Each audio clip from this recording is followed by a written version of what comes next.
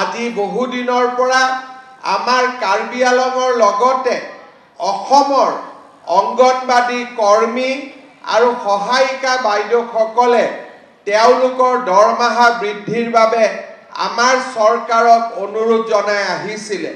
মই আপোনালোকক ক'ব খুজিছোঁ, অহা 1 অক্টোবৰৰ পৰা আমি আপোনালোকৰ দৰমহাও বৃদ্ধি কৰিম আৰু লগতে আপোনালোকক এটা এককালীন সাহায্যও আমি আগবঢ়াম।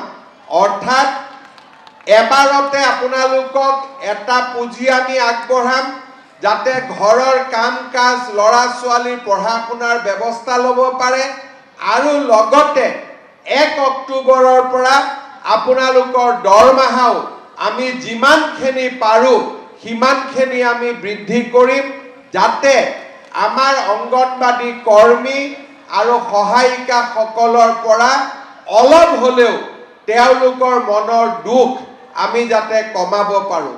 ভাল হ'বনে বেয়া হ'ব দৰমহাটো বঢ়াই দিলে? ভাল বেয়া হ'ব নেকি? পিছফালে একো কোৱাই নাই। ভাল হ'বনে বেয়া হ'ব?